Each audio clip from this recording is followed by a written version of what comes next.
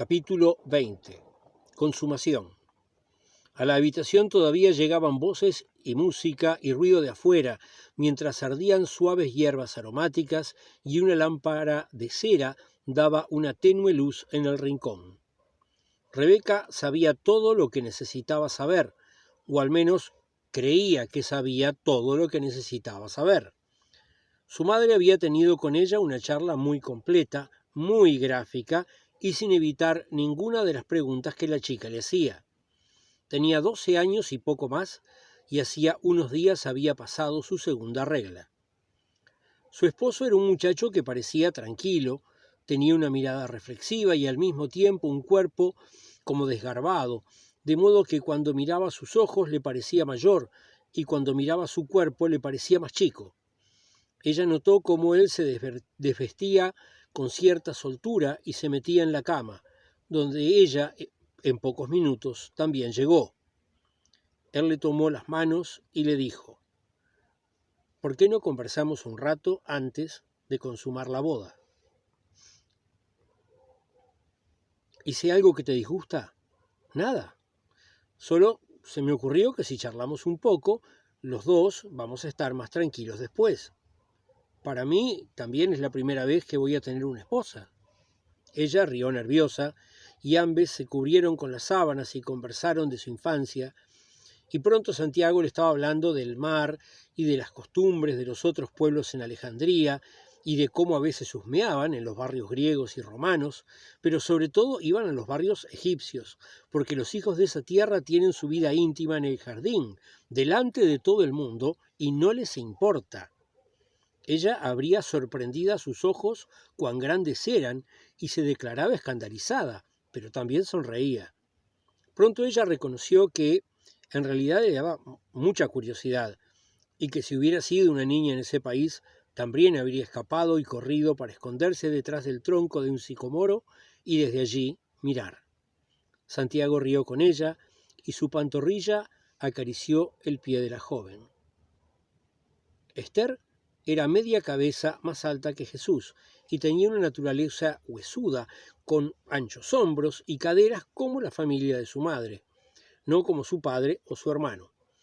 Cuando hicieron las reformas de la casa, habían definido claramente el dormitorio principal, que era el de Santiago y Rebeca. Ahora habían adaptado un área de la casa un poco menor, pero con la ventaja de estar más independiente y tener su propia puerta para Jesús y Esther. Ella ya había estado prometida, pero su matrimonio se frustró por la muerte de aquel primer pretendiente, justamente por causa de la revuelta de la que antes hablaban. Ella sabía bien que ahora se había casado con un hombre de mejor familia, pero también de menor fortuna, aunque contaba con que el tío José le ayudara.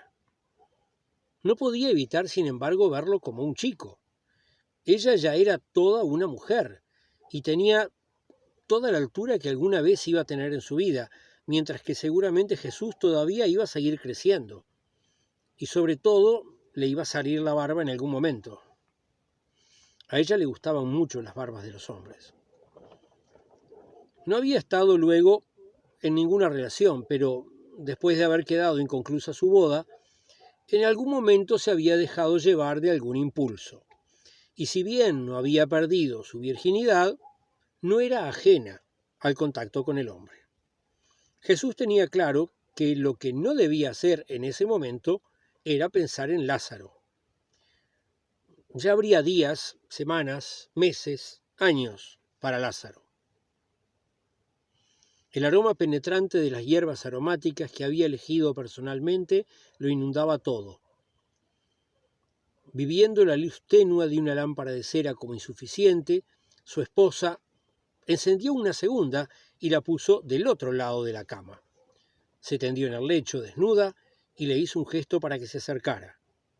Él se acercó mirándola y bastante deslumbrado, porque si bien no era una belleza en el sentido en que las canciones y las estatuas lo son, era una mujer ya hecha y derecha, fuerte y deslumbrante.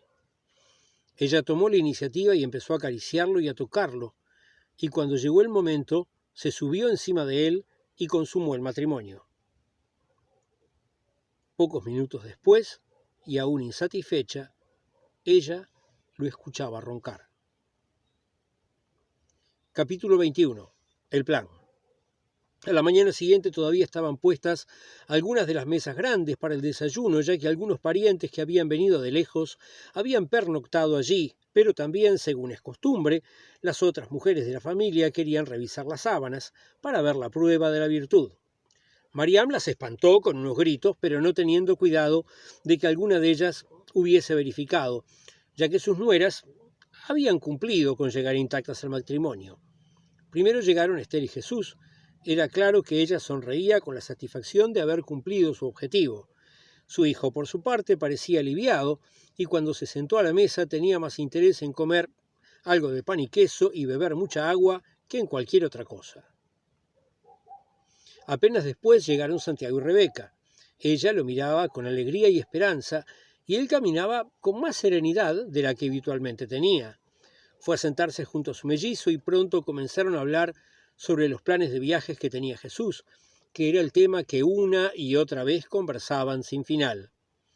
Jesús ya había acordado con el tío que iba a ir por su casa para ultimar los detalles con toda la intención de partir con la primera caravana, cosa que ocurriría en 2 o 3 semanas. Así que al día siguiente se marchó junto con su esposa, que quería ir a buscar algunas cosas que había dejado en casa de su padre. Hicieron a muy buen ritmo el camino, y como iban sin carga llegaron en solo 5 días.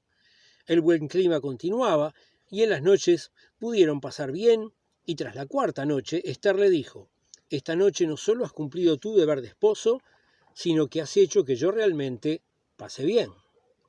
Esa noche más tarde, el que no dormía era Jesús, que se había quedado pensando en que por alguna razón él creía que todo estaba bien, pero no lo estaba. Y de alguna forma eso ponía en jaque toda la seguridad que él sentía de saber y poder explicar todo lo que ocurría en el universo. Y al día siguiente la dejó en casa de sus padres, donde lamentablemente no encontró a su amigo Lázaro, ya que lo habían enviado a buscar un cargamento de quesos a Jericó. Y tras refrescarse un poco, partió a encontrarse con el tío.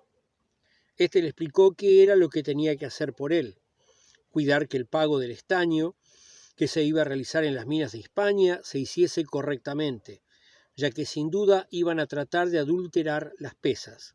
Su siguiente responsabilidad iba a ser pagar discretos sobornos a lo largo del viaje de regreso con la carga. Le explicó cuidadosamente cuánto era un buen soborno para un centurión y cuánto para un legado, y así para cada uno de los funcionarios civiles y militares que podía encontrar. Y después de que brindaron, le preguntó qué cosas pensaba él vender.